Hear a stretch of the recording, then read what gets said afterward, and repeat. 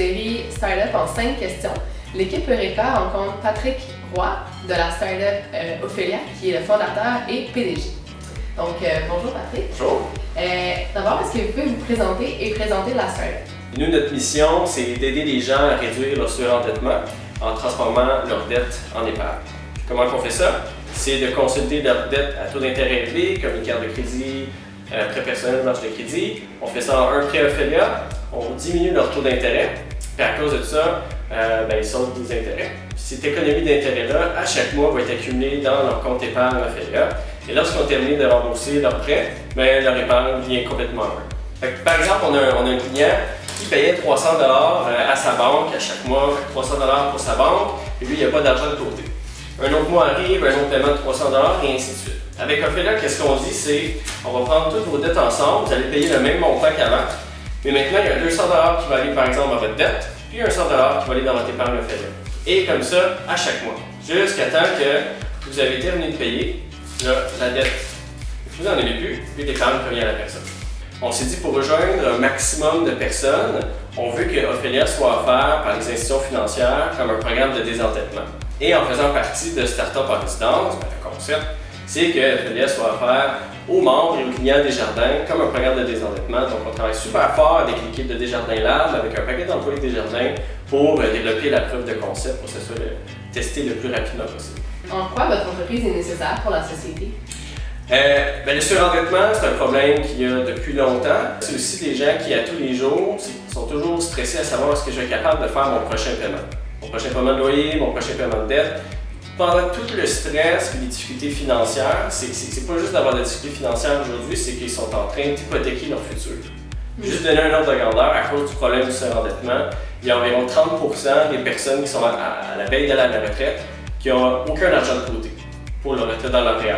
Ils vont seulement avoir soit la Régie des rentes du Québec ou la Sécurité de la vieillesse du Canada. C'est pas juste un problème de surendettement, c'est que les gens deviennent de plus en plus vulnérables. Là, qu'est-ce qu'on va faire pour qu'on puisse protéger les gens de cette vulnérabilité-là? Donc, moins de dettes et plus d'argent pour qu'ils soient plus libres.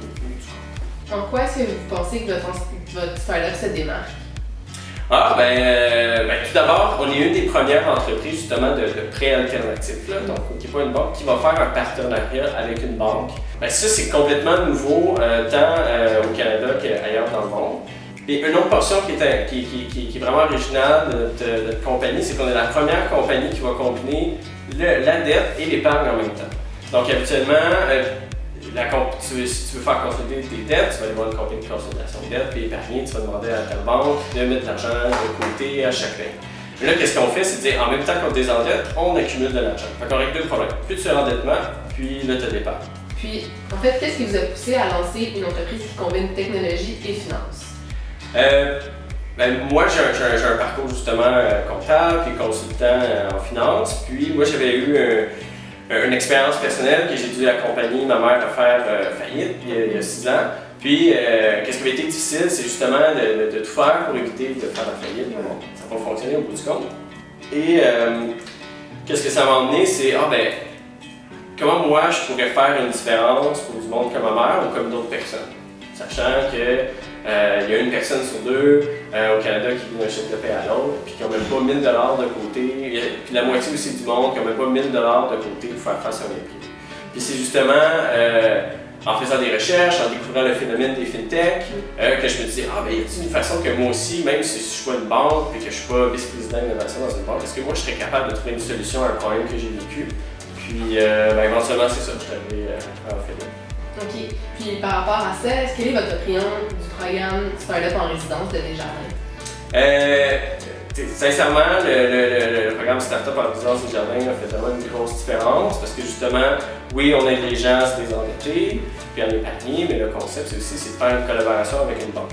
Donc, en ayant dans ce programme-là, j'ai la chance de justement faire toutes les démarches pour que ça s'accomplisse. Mais qu'est-ce que je trouve plus extraordinaire, c'est les coordonnateurs et les personnes sur le terrain de Startup en résidence. C'est pas juste une promesse qu'on vous aide à développer, là, ça se passe pour de vrai. Qu'à chaque semaine, ils vont introduire aux bonnes personnes. C'est vraiment senti qu'ils sont derrière. C'est super. Merci beaucoup pour votre temps. Merci pour l'entrevue. Puis on a hâte de voir où Ophelia va se rendre avec le temps.